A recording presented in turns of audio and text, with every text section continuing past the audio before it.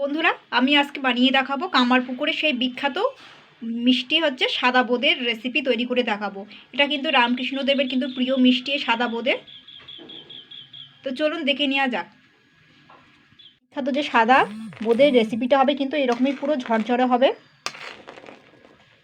দেখুন,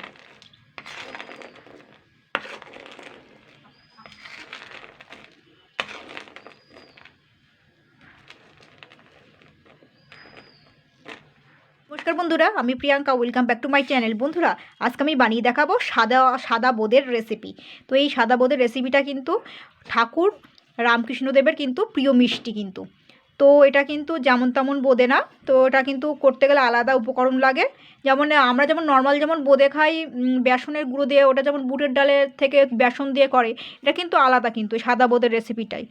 তো এখানে কিন্তু দেখুন, আমি কিন্তু হাফ কাপ মতন, এটা হচ্ছে বরবটির দানা কিন্তু, এটা মুদ্রা কথা হচ্ছে, বাংলা কথা হচ্ছে, এটা কিন্তু বরবটির দানা নিয়েছি। এটা কিন্তু আমি হাফ কাপ পরিমাণ নিয়েছি এই বরবটির দানাটা।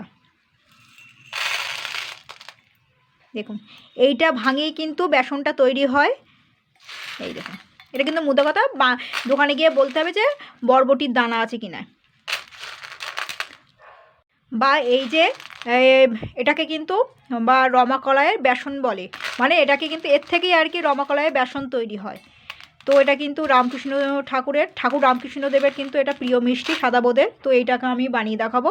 তো এখানে কিন্তু আমি হাফ কাপ পরিমাণে কিন্তু নিয়েছি, বাড়িতে যে কোনো কাপ অনুযায়ী মেপে নেবেন। তো হাফ কাপ পরিমাণে আমি এই ডালটা নিয়ে নিয়েছি। তো এটা কিন্তু ভাঙিয়েও নিতে পারেন, কিন্তু ভাঙিয়েও করা যায়, তো আমি ভিজিয়ে নিয়ে করব। তো এখানে কিন্তু আমি আতর চাল নিয়েছি 1 কাপ পরিমাণ, হাফ কাপ রমাকলাই নিয়েছি, আর এখানে 1 কাপ পরিমাণ চালের গুঁড়ো, এই আতপ চাল নিচে। এটা কিন্তু আতপ চাল দিয়েই করতে হবে, কিন্তু অন্য কোনো চাল হলে হবে না কিন্তু। এই দেখুন, আমি কিন্তু আতপ চাল নিয়েছি কিন্তু। তো এইগুলো কিন্তু একসঙ্গে নিয়ে নেব। এবার আমি এইগুলোকে ভালো করে ধুয়ে নিয়ে ভিজিয়ে রাখবো কিন্তু। এই দেখুন, তো দেখুন এই রমাকলাইটা আর হচ্ছে আতপ চাল কিন্তু আমি ভিজিয়ে রাখলাম। এটা কিন্তু মিনিমাম কিন্তু 5-6 ঘন্টা ভিজিয়ে রাখতে হবে। তো আপনারা কিন্তু ডাইরেক্টও করতে পারেন, এটাকে গুঁড়ো করেও চালটা আর এই রমাকলাইটা গুঁড়ো করেও কিন্তু করতে পারেন। তো আমি ভিজিয়ে রাখলাম, 5-6 ঘন্টা পরে কিন্তু আমি ফিরে আসছি।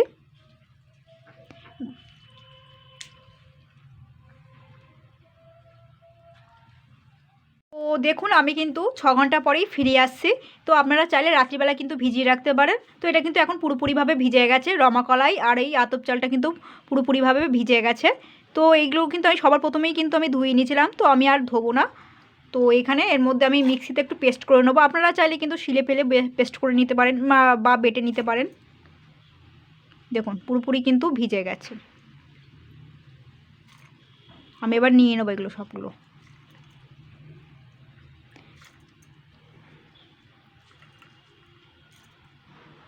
তো আমি কিন্তু পেস্ট করে নিয়েছি জল ছাড়াই, যেহেতু এগুলো ভেজানো ছিল তো জলের দরকার পড়েনি। দেখুন, সুন্দর মিহি একটা পেস্ট হয়ে গেছে।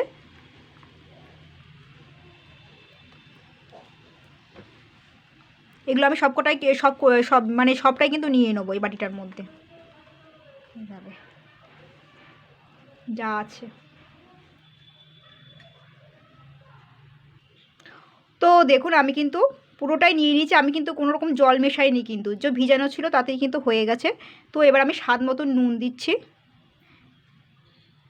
নুনটা কিন্তু স্বাদ মতন দেবেন, না বেশি হয় না যেন। এইবার আমি এই নুন আর এই যা যা নিয়েছি এগুলো কিন্তু ভালো করে আমি কিন্তু ফেটিয়ে নেব এইভাবে। অন্তত 10-15 মিনিট ধরে ফেটিয়ে নিতে হবে। হয়তো এতটা হবে না, আমি আর্ধেকটা করে দুটো বাটিতে নিয়ে নিতে হবে, নাহলে ফেটাতে গেলে পুড়ে যেতে পারে। যত ফেটাবেন ততই কিন্তু সাদা হবে এটা।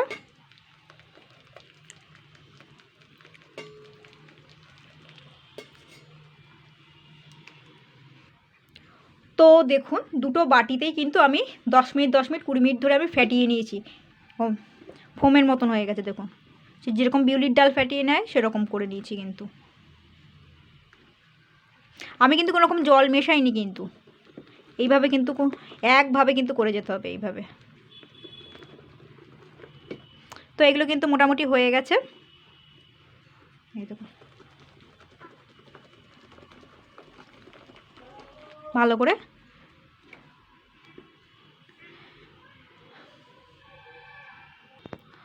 তো আমি দেখুন এখানে একটা 10 টাকা দামের দুধের প্যাকেট নিয়ে নিচ্ছি। এগুলো শক্ত হয়। আর আপনাদের যদি ছাঁকনি থাকে তো সেই ছোটো ছোটো সেই ওই বোঁদে তৈরি, তো সেইগুলো দিয়েও করতে পারেন। তো আমি এইগুলো দিই এর মধ্যে আর কি নিয়ে নেবো ব্যাটারটা, বোঁদের শেপ দেবো। তো নিয়ে নেবো এর মধ্যে সবগুলো অল্প অল্প করে নিয়ে তৈরি করে নেবো।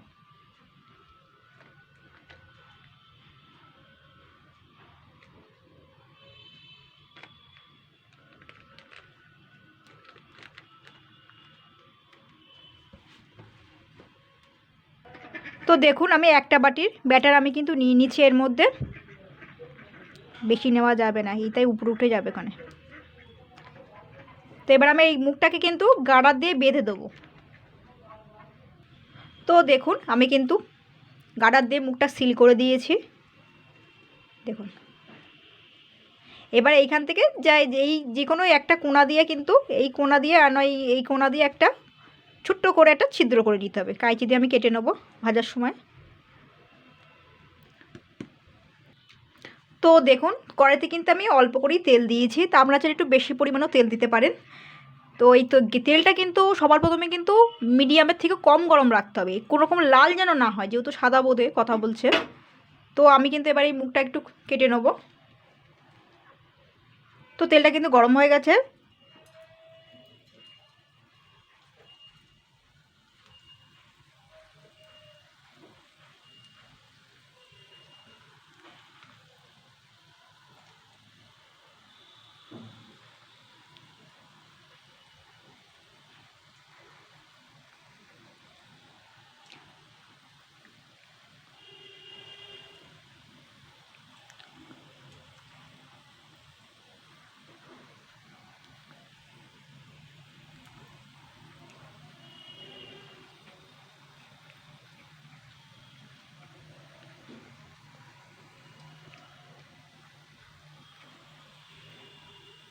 এগুলো কিন্তু এবার লাল লাল হয়ে যাচ্ছে।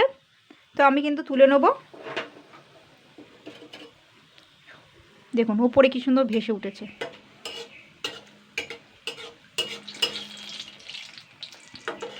এবার আমি কিন্তু এগুলোকে তুলে নেব।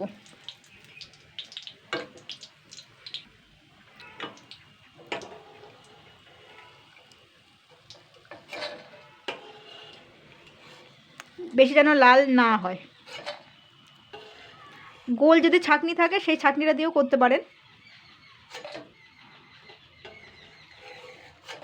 সেটা তো একবার ট্রাই করে দেখব। আমি তাড়াতাড়ি করার জন্য আমি দেখাচ্ছি এটা আর কি। তো এইভাবে যে কটা সে কটা কিন্তু আমি করে নেব।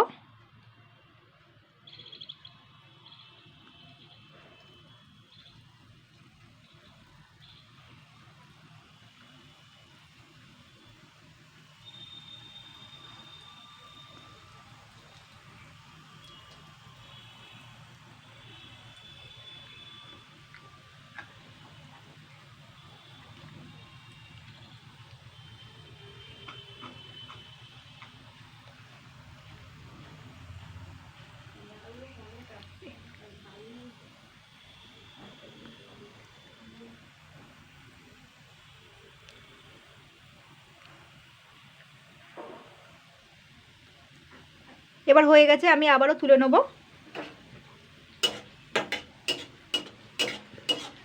কোনো রকম যেন লাল না হয়। এটা কিন্তু আমি মিডিয়াম থেকেও কিন্তু কম আঁচে দিয়ে করছি।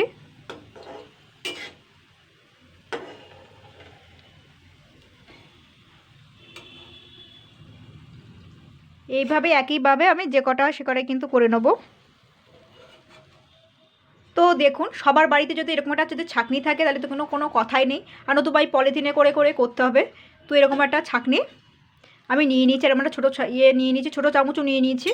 তো এইবার আমি কিন্তু এরকম করে ধরবো, আর আঁচটা কিন্তু কমই রাখতে হবে। এইভাবে দিয়ে আমি এর মধ্যে করে করে দেওয়ার চেষ্টা করবো এইভাবে। এইভাবে দিতে পারেন, একইভাবে হচ্ছে।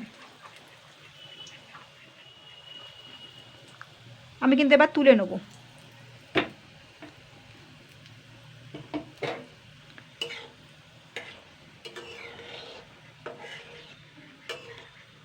লাল হয়ে গেলে কিন্তু হবে না, কিন্তু লাল লাল হয়ে যাচ্ছে। এই দেখুন, এবার আমি তুলে নেব। তো দেখুন, এগুলো কিন্তু সবগুলো কিন্তু আমার ভাজা হয়ে গেছে, সাদা বোঁদেগুলো। এই দেখুন,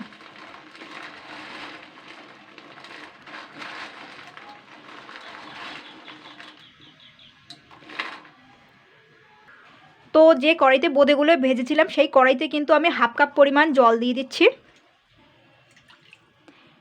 এই 1/2 কাপ জলে কিন্তু পুরো আমি 1 কাপ চিনি দিয়ে দিচ্ছি। এখানে কিন্তু 1 কাপই চিনি আছে। তো দেখুন, চিনিটাকে কিন্তু এবারে গলিয়ে ফেলতে হবে, গলিয়ে একদম পুরো মোটা চাশনি বানিয়ে নিতে হবে। কিন্তু এটাকে জাস্ট 2 থেকে 3 মিনিট ফোটালে অনেকটাই কিন্তু টেনে যাবে এই চিনি শিরাটা। 2 থেকে 3 মিনিট, কিন্তু যেহেতু চিনি আর জলের পরিমাণটা কম,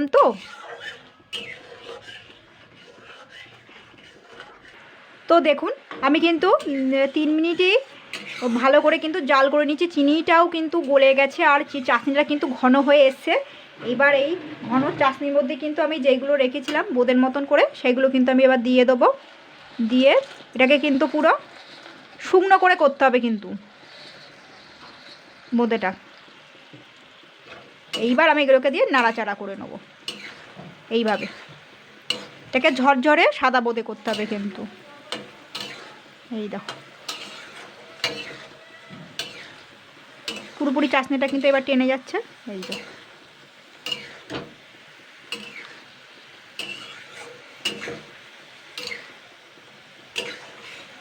তো এবার আমি কিন্তু গ্যাসটা বন্ধ করে দেবো।